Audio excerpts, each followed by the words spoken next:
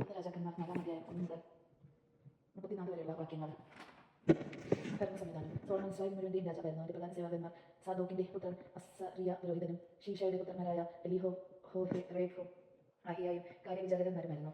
അഹീലൂബിൻ്റെ പുത്രൻ യഹോഷാഫാത്ത് നടപടി എടുത്തു കഴിഞ്ഞു. യഹോദയുടെ പുത്രൻ ബനായ സൈന്യാധിപനും സഹോദരിക്കും അബിയാദറും പുരോഹിതന്മാരായിരുന്നു. നാദിന്റെ പുത്രന്മാരായ അസറിയ വിചാരകനും സാബൂത്ത് പുരോഹിതനും രാജാവിന്റെ തോഴനുമായിരുന്നു. അഹ്ഷാവേദു കൊട്ടാര വിചാരിപ്പുകാരൻ.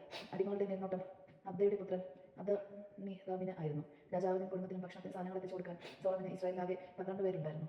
ഓരോരുത്തർ ഓരോ മാസത്തേക്ക് വേണ്ട സാധനങ്ങൾ എത്തിച്ചു കൊടുത്തിരുന്നു. അവർ എഫ്രായിം മലനാട്ടിൽ ബൻഹൂർ, മക്കാസ്, ഷാദിം, ബത്ഷെമഷ്, ഏലോൻ, ബേത്ത് ഹനാൻ എന്നീ പ്രദേശങ്ങളിൽ കന്ദക്ക, അരിബോത്ത്, ബത്തൽ, ബൻ ഹെസദ്, സെക്കോയും ഹേഹത്ഫർ പ്രദേശവും ഇവന്റെ അധീനയിലായിരുന്നു.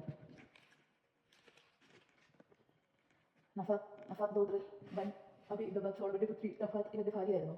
തനാക്ക്, മെഗീദോ എന്നീ നഗരങ്ങളിലും സാരേദാനു സമീപം ജെറുസലേമിന് താഴെ ബത്ഷേയാൻ മുതൽ ആബേൽ മെഹോലയും യാമിന്റെ അപ്പുറം വരെയും ബത്ഷേയാൻ പ്രദേശം മുഴുവനിലും അഹീലൂന്റെ മകൻ ബാന ഗിലിയാദിലെ റമോത്തിൽ ബൻ ഗേബർ മനസ്സയുടെ മകൻ ജായിലിന് ഗിലിയാദിലുള്ള ഗ്രാമങ്ങളും മതിലുകളും പിച്ചയോടമ്പലങ്ങളോടുകൂടിയ വാതിലുകളുമുള്ള 60 പട്ടണങ്ങൾ ഉൾപ്പെടെ ബാശാന്റെ അർഗ പ്രദേശവും ഇവന്റെ അധീനയിലായിരുന്നു.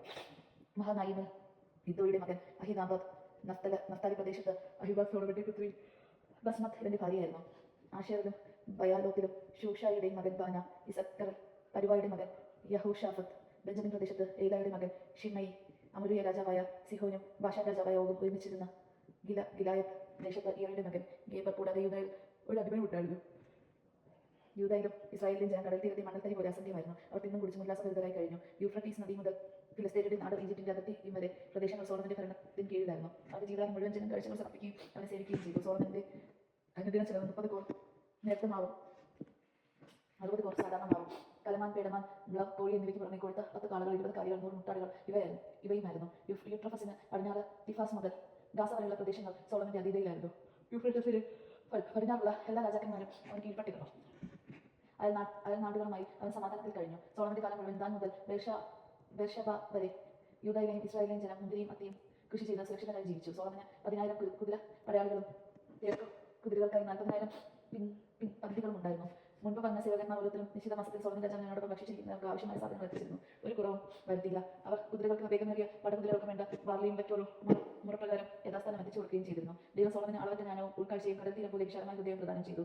അവർ സത്യദേശത്തും ഈജിപ്തിലും ജ്ഞാനികളെ അതിശയിക്കുന്നതായിരുന്നു സോളമന്റെ ജ്ഞാനം. എസ്രോഹ്യരായ മഹൂലിന്റെ പുത്രന്മാരായ ഹേമാൻ, കൽക്കോൽ, ദാർത്ത തുടങ്ങി എല്ലാവരേക്കാൾ ജ്ഞാനിയായിരുന്നു അവൻ. അവന്റെ പ്രശസ്തി ചുറ്റുമുള്ള എല്ലാ രാജ്യങ്ങളിലും വ്യാപിച്ചു. അവൻ 3000 സുഭാഷിതങ്ങളും 1005 ഗീതകളും രചിച്ചു. ലബനോനിലെ ദേവദാരു മുതൽ ചുമരിൽ മുളയ്ക്കുന്ന പായൽ വരെ എല്ലാ സസ്യങ്ങളെയും കുറിച്ച് അവൻ പ്രതിപാദിച്ചു. മൃഗങ്ങളെയും പക്ഷികളെയും ഇഴജന്തുക്കളെയും മത്സ്യങ്ങളെയും കുറിച്ച് അവൻ സംസാരിച്ചു. സോളമന്റെ ജ്ഞാനത്തെപ്പറ്റി കേട്ടിട്ടുള്ള രാജാക്കന്മാരിലും ജനതകളിൽ നിന്ന് ധാരാളം പേർ അവന്റെ ഭാഷണം കേൾക്കാൻ എത്തിയിരുന്നു. യജമാനം കേട്ടത് നമുക്ക്